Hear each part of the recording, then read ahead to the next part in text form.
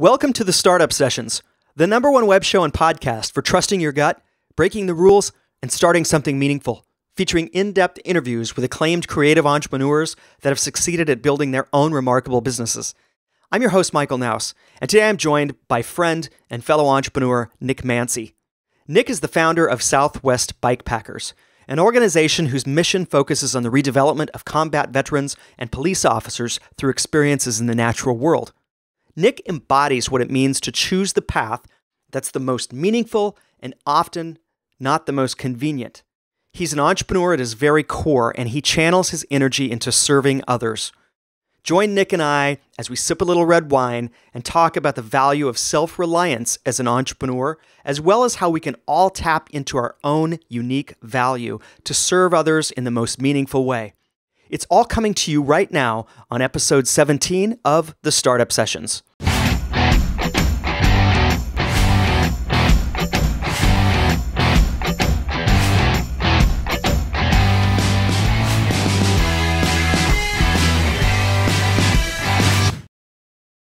Hello, everyone, and welcome to this week's episode of the Startup Sessions. I'm Michael Knouse, and I'm super excited to have Nick Manci and his good friend Buddy there beside him from Sedona, Arizona. Welcome to the show, Nick and Buddy. Wow, good to see you, Michael. Absolutely. I saw you was 2 years ago in Sedona, Arizona. Which is absolutely. Where I am. Yep, Nick's in Sedona. I miss Sedona. It's a lovely place. You know what? Nick is going to be a great guest to have on the show here. Nick's a yoga teacher. He's an avid outdoor enthusiast. He's been an adventure guide. He's been a competitive mountain biker. He's developed yoga training programs, and he's currently focused on a meaningful project called Southwest Bikepackers.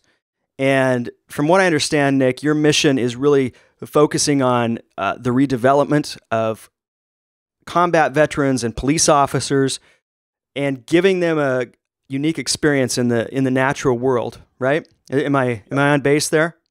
Yep. I'm all about restoration. Damage has happened. Damage has occurred, and I'm all about restoring, breaking down, and then rebuilding. Rebuilding a warrior. Rebuilding a peaceful warrior. A warrior from an open heart and an open mind, a resilient warrior, a warrior that'll bounce back, in the face of adversity. Maybe fall to one knee instead of two. Maybe don't fall any knees at all, and just stand up straight and strong for his or her community, his tribe, family, what have you. The new American male, that's what I'm all about. The new American male. I love that. And we're going to get into that a little bit, because Nick and I spoke before the show here, and there's so many people that are just, I guess, what I kind of call on the cusp. They can no longer settle for just a life of mediocrity anymore, and they're looking for something more. So we're gonna get into that.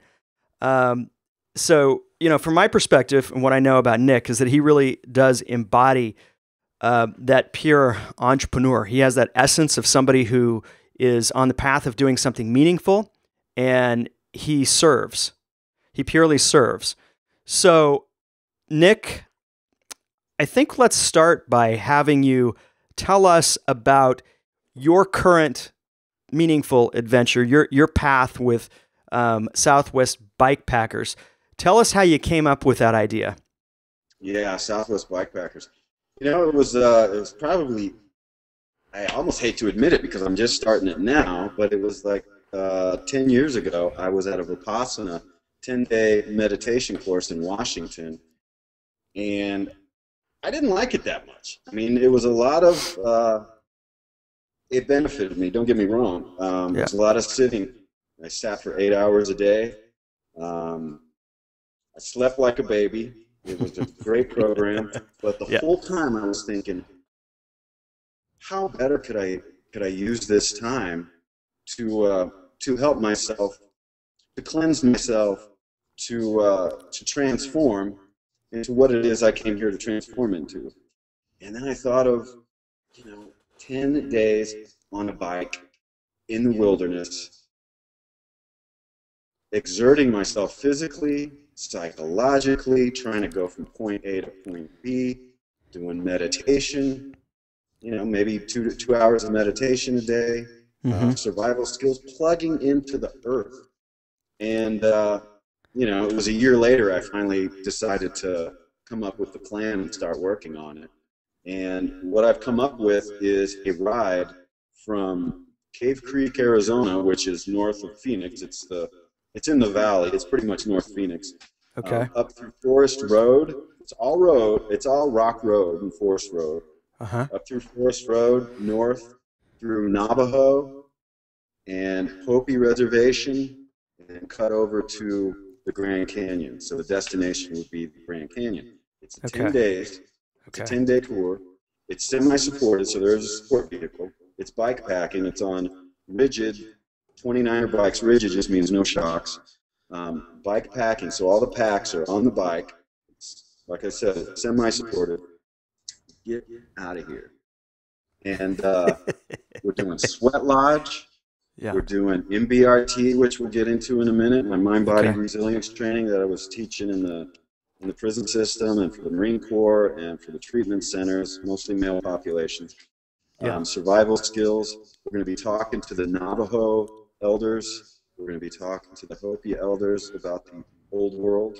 And I'm not about to try to explain the old world, try to explain the Native American ways, what they're going to explain to us, because I just can't do it justice. And they really don't they don't want to hear someone else talking about the way they lived in the old world and all that either. So anyway, and then we're going to make a beeline to we're going to be talking to, back up a little bit, we're going to be talking to astronomers, we're going to be talking to authors every night. Every day we're going to do an hour of meditation in the morning, hour of meditation at night. The list goes on, and it's a physical fatigue, it's a psychological fatigue, it's teamwork. What else is it? It's self-reliance, self-resilience, and self-respect. Those are the three elements I want to get across. The three values right there. And rebuild the American male. So, and that has come from, and this is a conglomerate of everything I've done, I guess, in my life, all the experience I've had with the guiding, with the adventure guiding, the river rafting, the mountain biking, the backpacking, the survival stuff.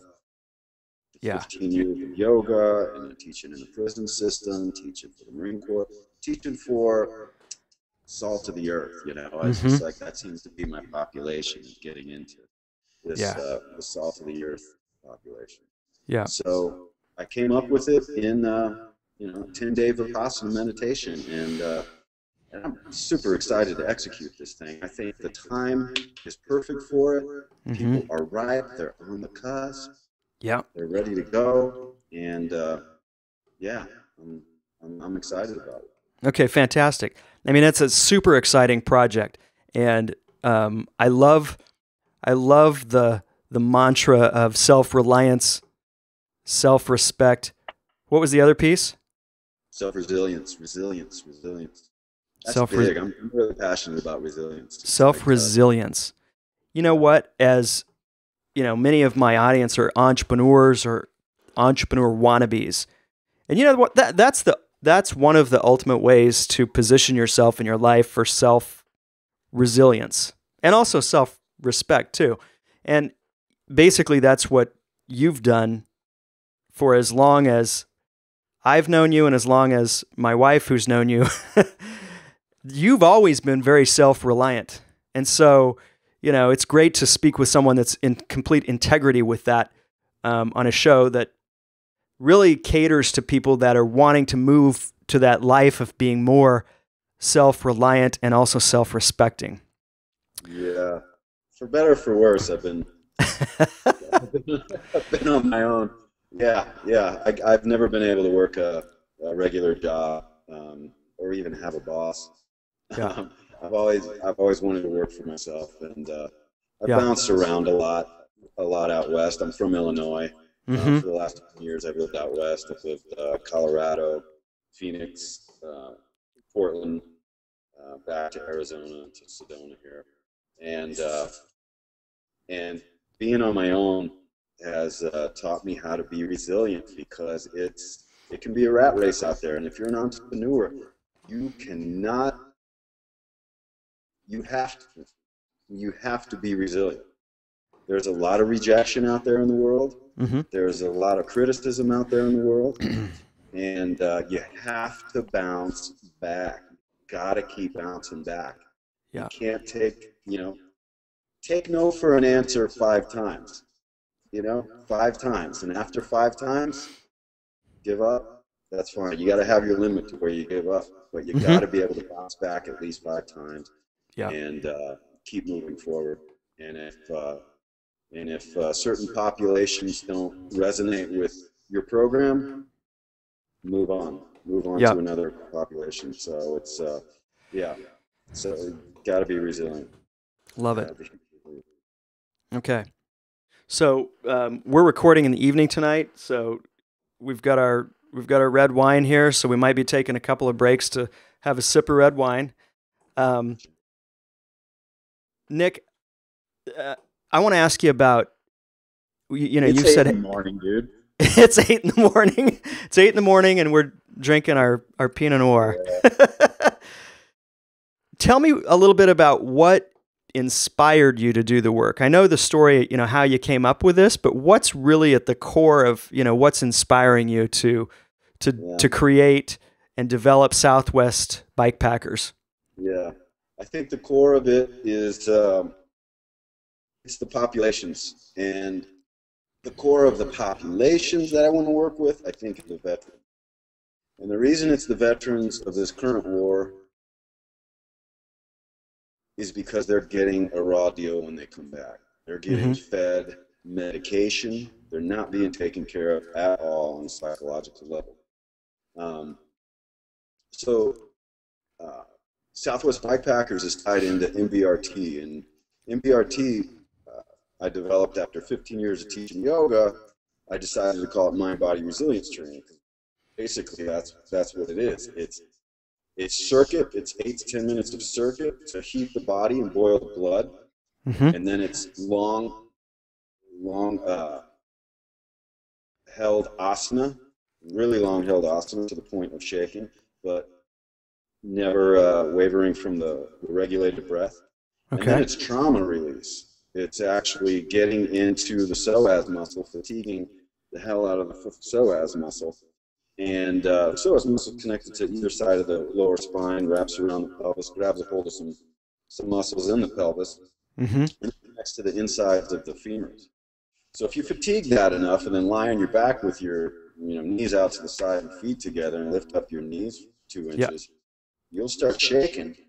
And that shaking is the central nervous system in the brain discharging the trauma that was put there from the activation of the fight, flight, or freeze mechanism that we have built into it. Okay. Cops experience this, veterans experience this, everybody experiences it. It's like it's stress taken to a whole new level. So at a certain level, that mechanism kicks in, and that stuff, if not discharged, gets stored in the system, goes up to the brain and creates neurosis, and then you got PTSD.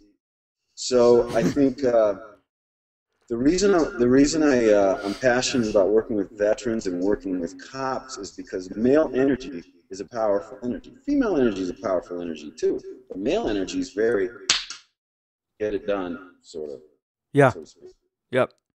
And if all that energy is coming back into our society with PTSD, we're kind of in trouble. I mean, that's a lot of energy coming back a little dysfunctional. And if the military, the Veterans Association, is feeding them medication to subdue them and just kill them and give them no reason to live, then there's got to be an alternative. There's got to be an alternative. And there is. It's clear. You got to physically discharge that stuff from the system.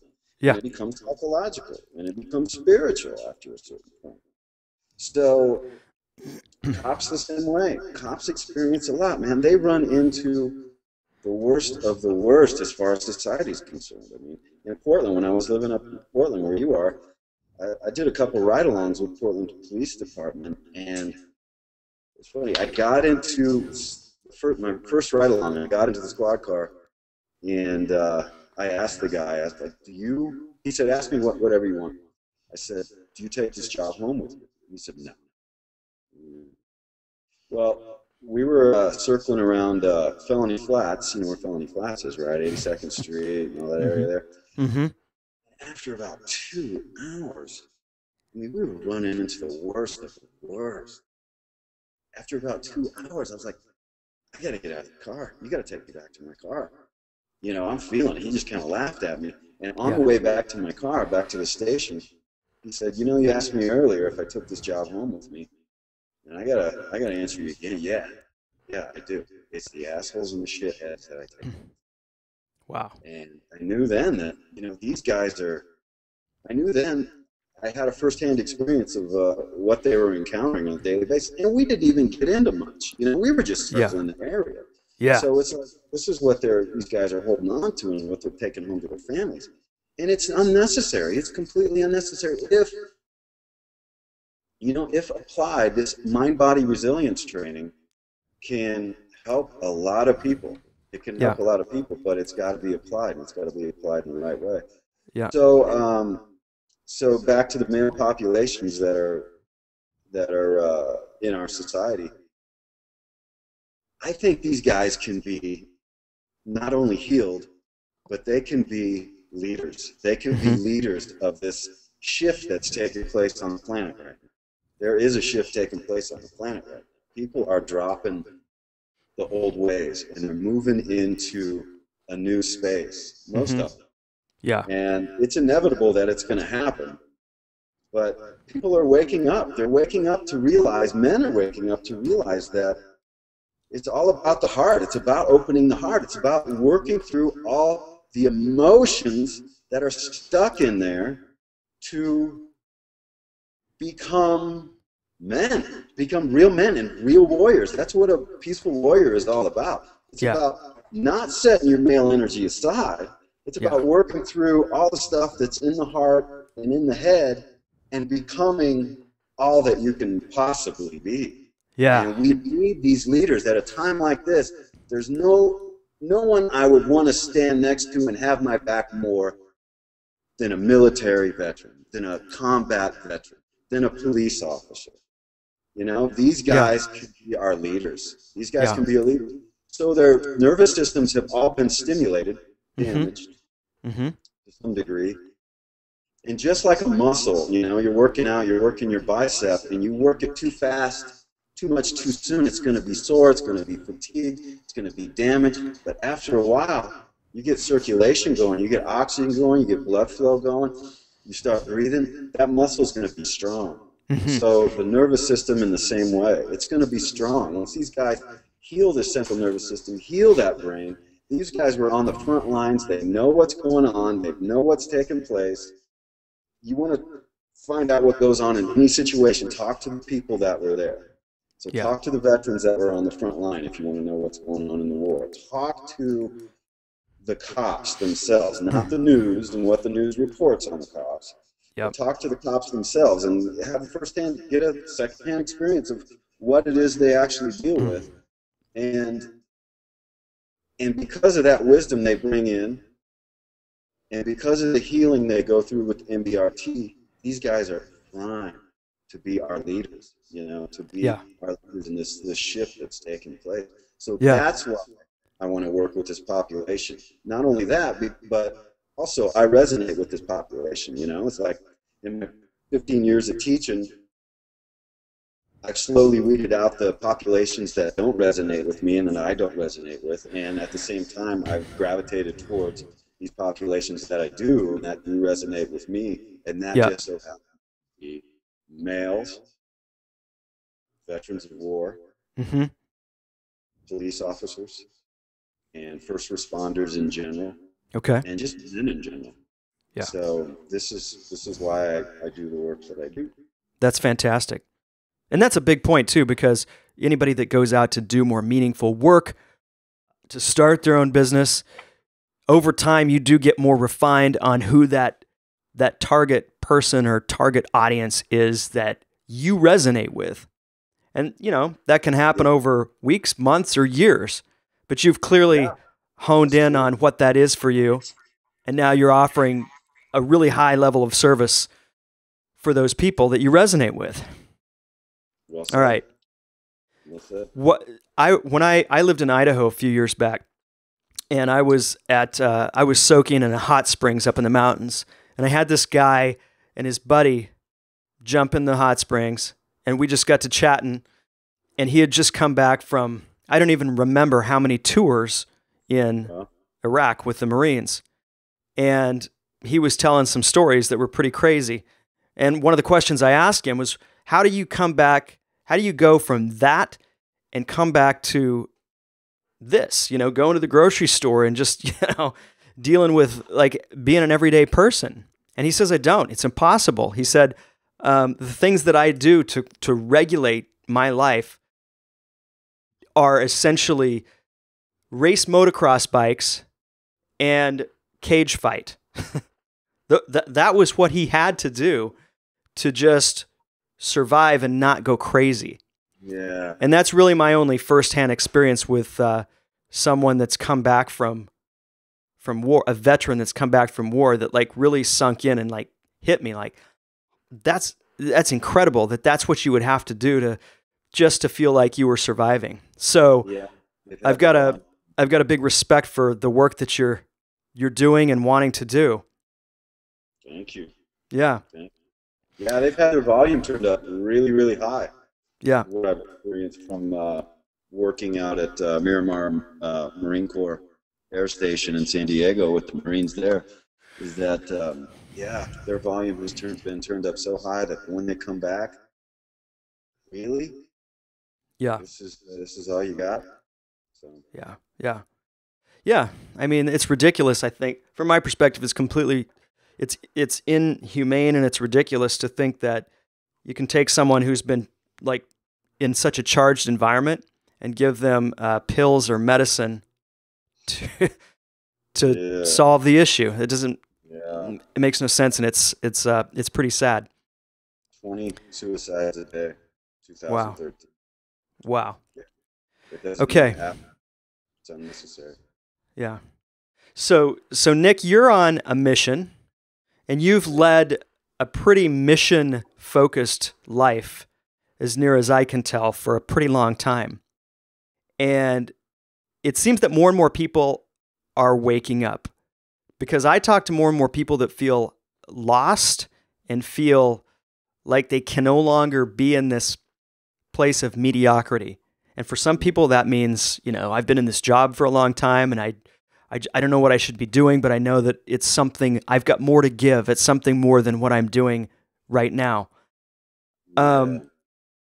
So given your experience in, being a guide and taking people out into nature and participating in ritual, why is it so important in a guy's life to have that connection with nature and ritual, especially when you're in a situation where you feel like, God, I just don't feel alive? Well, I think people are starting to break away from the mundane, the structure, the routine. Structure's good, but the routine's good too. But the routine of work, home, sleep, work, home, sleep, lots of concrete, lots of television, maybe some internet, and that sort of thing. And all that stuff does is distract us from the globe, from the earth, from Gaia, from Earth, from Mother Earth. And Mother Earth possesses, from what I understand, from what I've experienced, Mother Earth possesses all the intelligence of Prime Creator. Whatever you want to call that. You want to call that God or whatever. Yep. It possesses so much intelligence. And when we get disconnected from that, from just being on concrete or just being in our jobs or being in front of the television or whatever, we start to get a little preoccupied, and then we start to do coffee, we start to drink a little too much, and we start to medicate ourselves just to numb ourselves out. And a little too much TV, a little too much of that, occupy ourselves with buying this and buying that, becoming a consumer. Yeah. You've seen Fight Club, right? I love that. I love Fight Club. All right, so and I think what nature does is it brings us back. It just brings us back. So I think what a lot of people are doing now, what I'm finding out here, and I do live in kind of a rural community, yep, is people are starting to break away from that. They're starting to, they're either losing their jobs or they're quitting their jobs. It's, from what I can tell, it's becoming the way of the entrepreneur these days. It's like people are really trying to get into what it is that they really want to do, and that usually, typically, 99% of the time has something to do with providing a service for somebody else from something unique that they have to offer, whether it be making belts or making clothes or a mind-body experience. You know, there's a lot of yoga teachers out there now. There's a lot of healers out there now. There's a lot of people wanting to help other people. So this seems to be the way things are shifting right now. And I feel that if we, as a society, put a little more emphasis on that, and maybe think about that. If you're watching this interview or whatever, just think about it. Go to bed tonight with thinking about, you know, what is it that I have to offer that's unique to the world that, say the grid fell down tomorrow. The grid completely collapsed and there's no electricity or I can't drive my car anymore. What could I do for my 5-mile radius or 1-mile radius? What could I do for those people to barter for other services? And start thinking that way, and you know, you start really tapping into what it is you have to offer to the world, and you know, it all goes back to the earth. It has to do with sustainability. It has to do with providing something that's a renewable resource for others. And I think I'm noticing a lot of people are getting into this entrepreneur thing, that they really, really want to help each other out. And it's funny, when I watch the news and I watch everything, there's just so much hate in the world. There's so much tension. But if we stand back and think about it, it's like me and you, we're no different than anyone over in Iran. The average 2 dudes over in Iran maybe doing a little webcast. I have no bad feelings towards them. They don't hate us.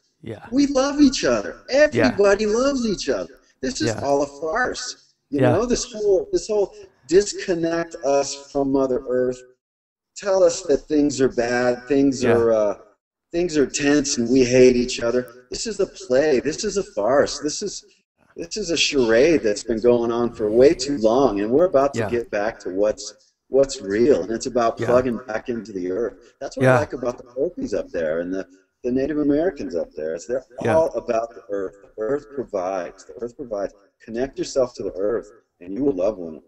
You'll be forced to. You have to work together. I've talked to so many people, and I've experienced this myself back when I was working in the corporate world, where I would go away on, you know, I go rafting for 5 or 6 days, or even a day skiing or mountain biking, and I've heard other people talk about this too. They go off to Costa Rica or, you know, someplace and just experience the beauty and peace of being connected to nature. And the first thought sometimes seems to be, God, I can't believe I'm working so hard to pay for all this stuff, this house and these cars and stuff. And the first thought tends to be, what if I just let this go and, you know, went back to wherever it was I felt so peaceful? Like, what if? But then we get sucked back in, right? Oftentimes. Right.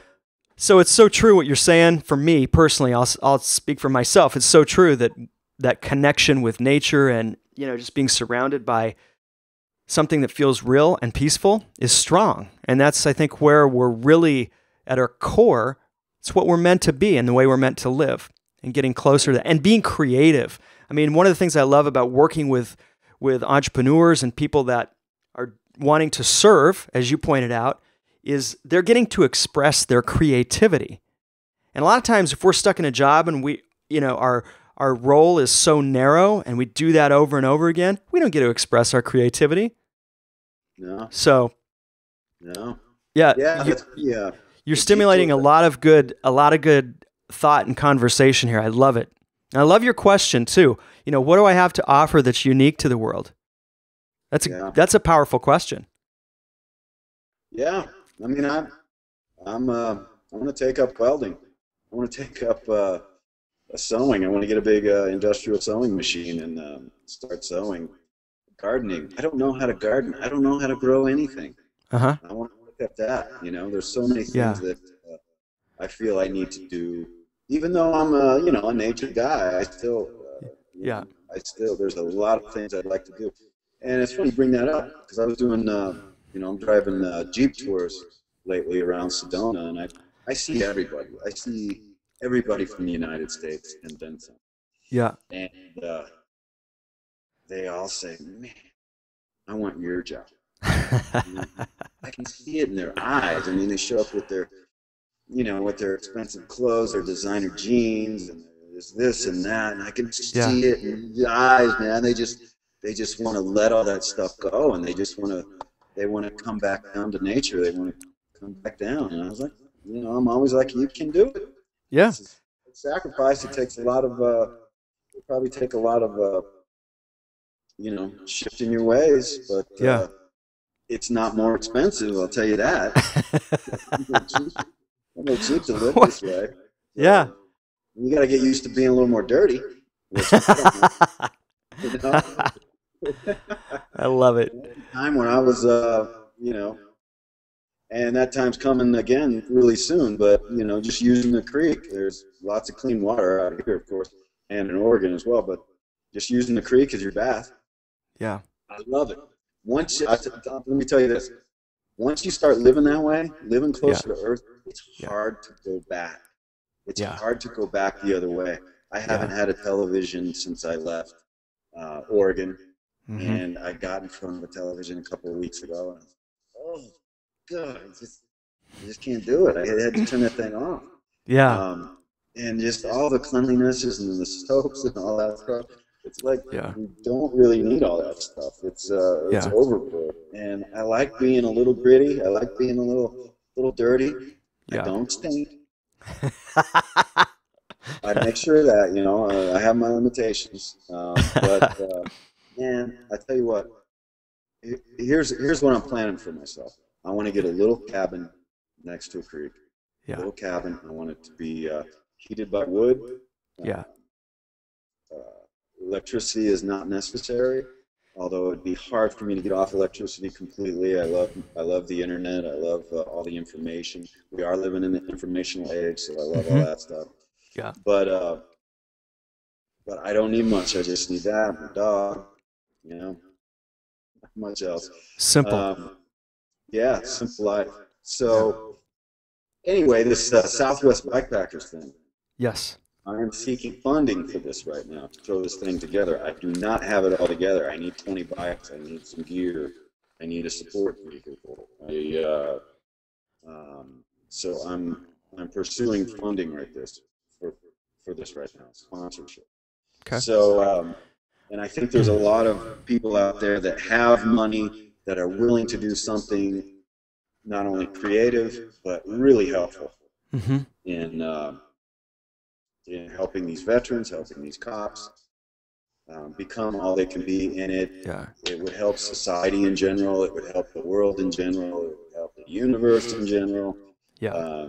So that's something I'm seeking right now. Okay, so you're seeking sponsorship for this program. Yeah.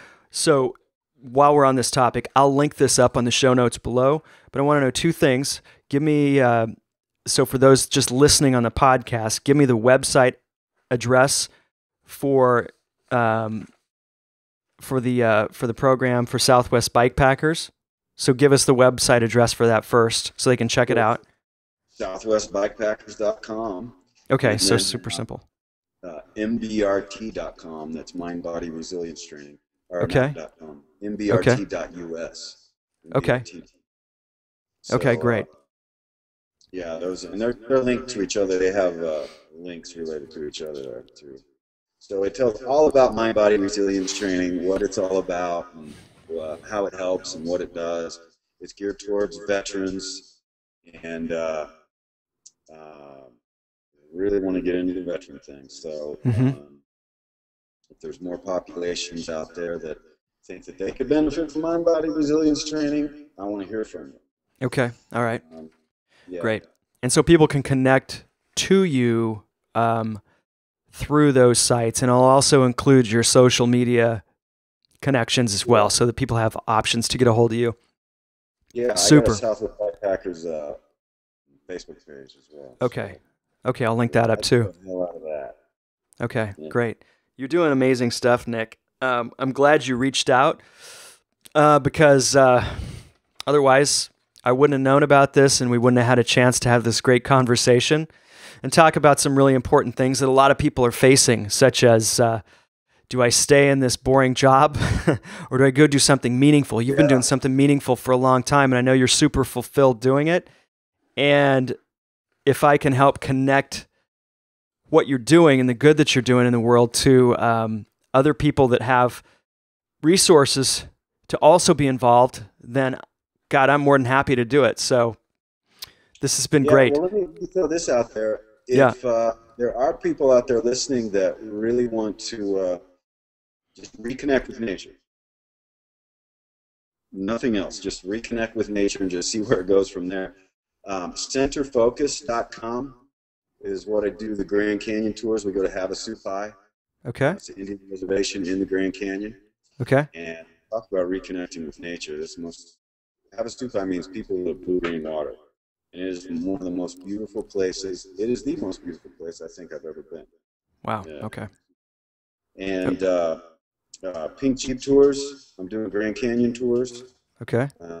Come out to Sedona. Get a hold of me through social media, through my websites, whatever, and I will show you around. I will reconnect you with Mother Earth if you're lacking. The red rocks out here with all the quartz crystal in it really draws in a certain energy, and it draws out of you anything that doesn't belong there. So it's a really, really magical place out here. So if you really want to connect, this is a really good place to do it in this area, in northern Arizona. It's gorgeous. I can speak from experience. I've been to Sedona twice, and it's an incredible place. I've hiked and trail ran around Sedona, and there's no place like it that I've ever been to on Earth. So if you are looking for a place an interesting and beautiful place to go and reconnect with nature and rejuvenate, I highly, highly recommend it. Yeah, a lot of UFO hunting around here too. Oh man, I heard some stories from people in that town. It vibrates at a particular frequency. Yeah. So Nick, we already know quite a bit about you from just this short time, but I love for people to get to know something unique about my guests.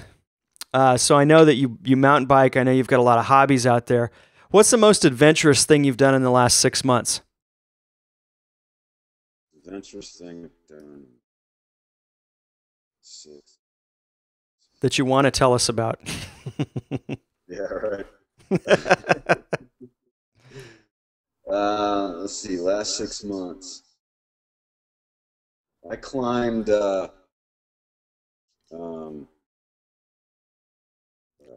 Bear Mountain and Wilson Mountain all on the same day, and that is a total of between the two mountains, that was 7,000 feet, and it took 8 hours to complete it, and I was completely fatigued for 4 days. I couldn't really move, but that was probably the most adventurous right there, and I slept on top of Wilson. Wow. So got up on top and slept. Froze froze my butt off, but yeah, I just wanted to do it. I just wanted to push Yeah. myself. What I'm made of. And, I was miserable. I was miserable a lot of the time, but when I got back down to my car, I was did it, man. I did it. I survived it. No bears up there, and made it home, and Yeah. felt great. I felt Cool. fine. Felt like I really accomplished something. It's funny when I do set out to do adventures like that and really push myself. When I do get back into the grid, Mm-hmm. grid doesn't mean as much. Yeah. Grid doesn't mean as much anymore. It's like, Yeah. it's kind of like Fight Club. It's like after you've been in Fight Club for 2 weeks, everything else gets the volume turned down. Yeah. It doesn't matter that much. What matters is what I was able to do, how I was able to push myself, and what I Yeah. was able to persevere through. Okay. Yeah. Yeah. No, I hear you. It's I think there's an element of life that many of us are yearning for. Like we know life seems okay, but there's just something missing. And I think you're tapping into a very key part of what's missing. And so Thanks, obviously man. there's that opportunity there to connect with Nick in Sedona as a guide, just to say hi or grab a beer with, probably. Yeah. and as well as through Southwest Bikepackers. Right on, man. Well, Cool. Thanks for doing this with me. This has been good times. I'm looking forward to the next time that I'm down in Sedona. I don't know when that'll be right now, but hopefully we can connect to go do some adventuring of some sort. Yeah. Looking forward to it. All right, Nick. Right on. Well, thanks everyone for listening to today's show, and we'll see you all on next week's episode of the Startup Sessions. Thanks, everybody. Take care.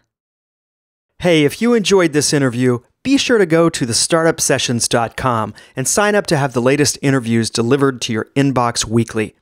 All of these interviews are also offered on video at thestartupsessions.com or get the audio version via the Startup Sessions podcast. Just hop on over to iTunes and subscribe to the podcast there. Thank you so much for listening and watching. I know that your time is valuable, so I do my very best to provide the most inspirational and actionable content for creating a meaningful business. I'll see you on the next episode of the Startup Sessions.